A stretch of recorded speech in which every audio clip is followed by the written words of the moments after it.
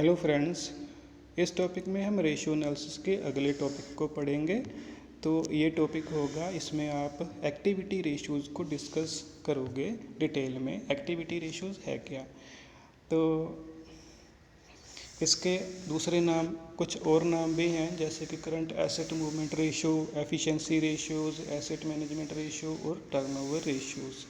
ये मेज़र करती हैं एफिशिएंसी और इफ़ेक्टिवनेस में को with which A firm manage it's resources. ये बताती हैं कि जो फर्म या कंपनी है अपने रिसोर्सेस या फिर एसेट्स को किस एफिशिएंसी के साथ जो है यूज़ कर रही हैं, यूटिलाइज कर रही हैं। It also indicate the speed with which assets are converted और टर्नओवर इनटू सेल्स। ये इस बात को भी बताती हैं कि किस स्पीड के साथ जो उसकी कंपनी के एसेट्स हैं वो सेल्स में कन्वर्ट हो रही हैं। Due to limitations of current quick or absolute quick ratio which ignore the movement of current assets, the activity ratios are calculated। क्योंकि जो करंट रेशियो थी, क्विक रेशियो थी, एब्सोल्यूट क्विक रेशियो थी, उसकी कुछ लिमिटेशंस थी, जैसे कि वो करंट एसेट के मूवमेंट को इग्नोर करती थी, इसलिए एक्टिविटी रेशियोज को कैलकुलेट किया जाता है। हम इसमें कौन कौन सी एक्टिविटी रेशियो को कैलकुलेट करेंगे।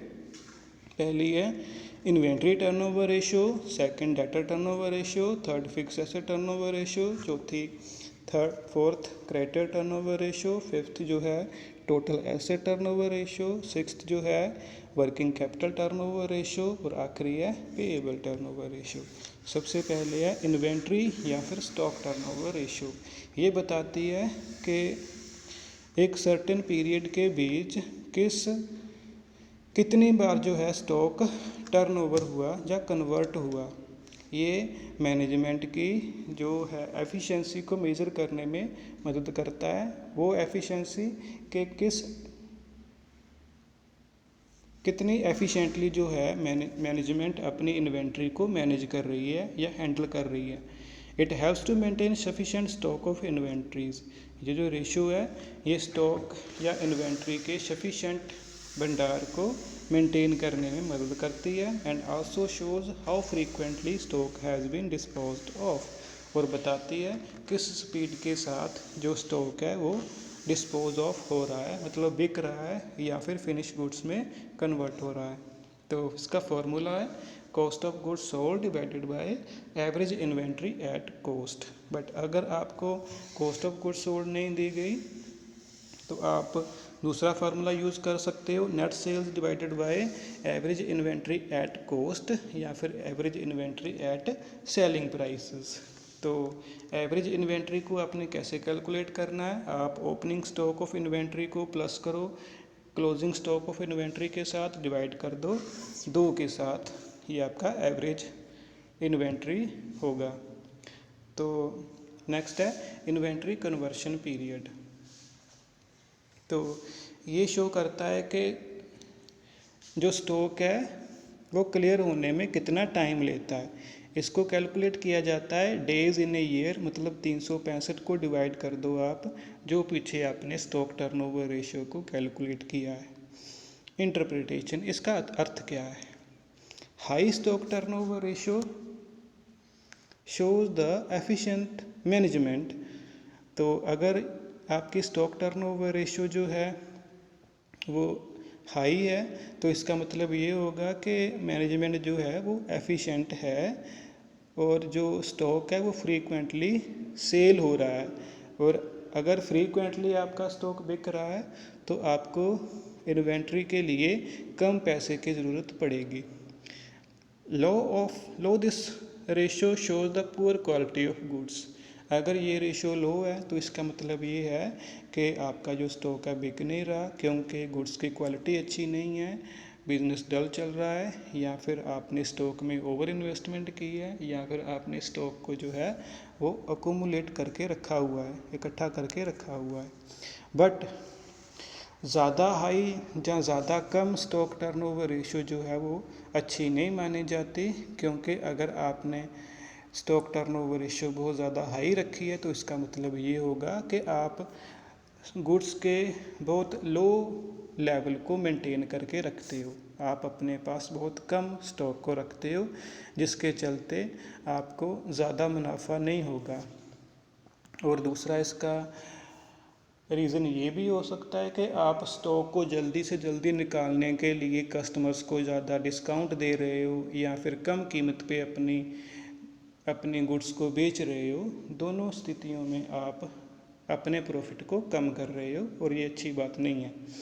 नेक्स्ट है डेटर टर्नओवर रेशियो। कंसर्न में sell goods on cash as well as on credit. तो कंपनीज हैं आमतौर पे जो गुड्स हैं कैश के ऊपर भी सेल करती हैं और उधार भी बेचती हैं, क्योंकि अगर कंपनी सिर्फ कैश में सेल करे तो कंपनी अपनी बहुत सारी सेल्स को जो है वो कम कर लेगी, अपने प्रॉफिट की अपॉर्चुनिटीज़ को कम कर लेगी, क्योंकि जो आपके रेगुलर कस्टमर्स हैं वो किसी दूसरी कंपनी की ओर मूव कर लेंगे। तो कंपनी इसलिए कंपनी लिबरल क्रेडिट पॉलिसी को जो है वो फॉलो करती है। बट दिस में result in tying up substantial funds in form of trade debtors. But अगर कंपनी उधार बिक्री करती है तो ऐसा हो सकता है कि उसके बहुत सारे फंड्स जो हैं वो रिसीवेबल्स में पड़े रहें या डेटर्स के रूप में पड़े रहें। So this ratio shows the number of times average debtors are turned over. तो ये रेशो बताती है कि पिछले साल आपके जो ट्रेड डेटर्स हैं कितनी बार कन्वर्ट हुए। इसका फॉर्मूला है net credit annual sales divided by average trade debtors.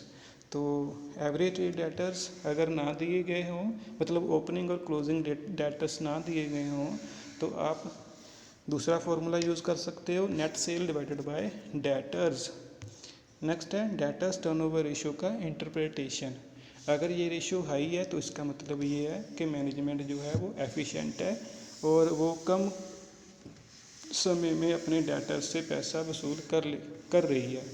अगर ये रेशो लोअर है तो इसका मतलब ये हुआ कि मैनेजमेंट एफिशिएंट नहीं है, क्योंकि जो डेटर्स हैं वो पेमेंट करने में ज़्यादा समय ले रहे हैं।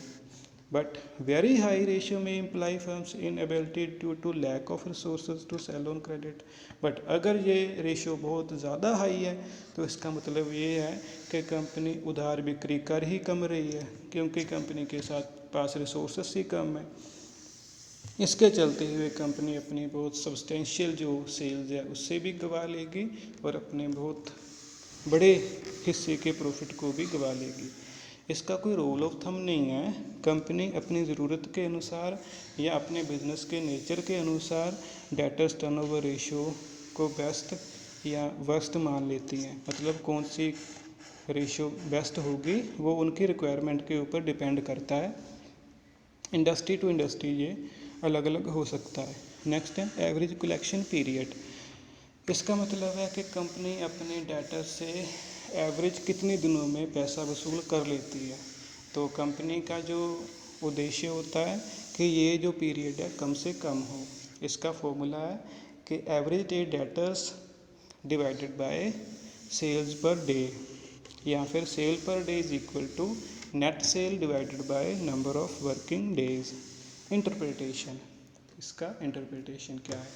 तो ये डेटर्स की क्वालिटी को मेज़र करने का काम करता है। अगर एवरेज कलेक्शन पीरियड कम है तो इसका मतलब है कि जो कंपनी के डेटर्स हैं वो क्विक रीपेमेंट कर रहे हैं, वो जल्दी आपको उधार बिक्री के ऊपर जो आपने उधार बिक्री की थी उस पे जल्दी आपको पैसा वापस कर रहे हैं। अगर ये पीरियड लंबा है तो ऐसा हो सकता है कि वो डेटर्स जो हैं आपने जो उधार बिक्री की है उस पे आपको वो पैसा मिले ही ना, मतलब वो कर्जा डूबने का आपका चांसेस बढ़ जाता है।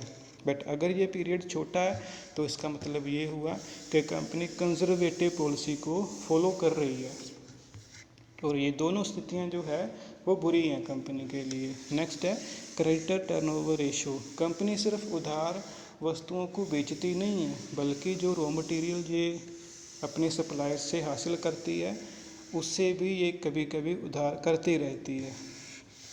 तो क्रेडिटर्स जो है वो इस बात को लेकर इंटरेस्टेड हो सकते हैं कि कंपनी एवरेज कितने दिनों में उनका पेमेंट जो है वो कर देती है। तो तो इसी चीज़ को कैलकुलेट करने के लिए क्रेडिटर टर्नओवर रेशियो की कैलकुलेशन की जाती है। फॉर्मूला है क्रेडिटर टर्नओवर रेशियो का, net credit annual purchase divided by average trade creditors.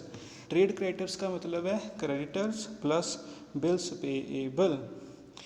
If the information about credit purchase note given, अगर आपको क्रेडिट परचेज की इंफॉर्मेशन नहीं दी तो आप टोटल परचेज को ही कंसीडर कर सकते हो।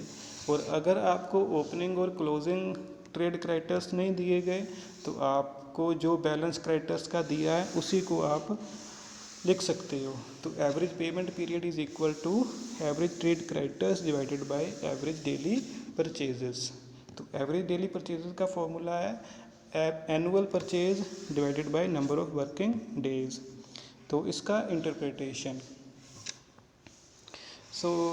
ये जो रेशो है ये शो करती है कि फ़र्म अपनी लाइबिलिटीज़ को पे करने में कितने दिन का टाइम लेती है। अगर ये रेशो कम है तो इसका मतलब ये है कि कंपनी जल्दी पेमेंट कर रही है। अगर ये रेशो हाई है तो इसका मतलब ये है कि कंपनी की लिक्विड पोजीशन अच्छी नहीं है और वो पेमेंट करने में ज़्यादा वक्त ले रही है।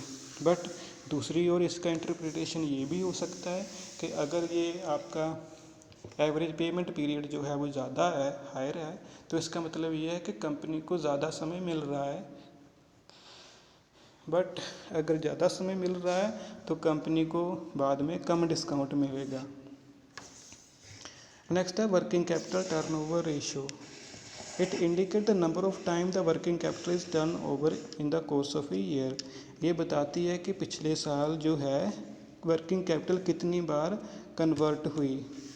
It measure the efficiency with which working capital is being used.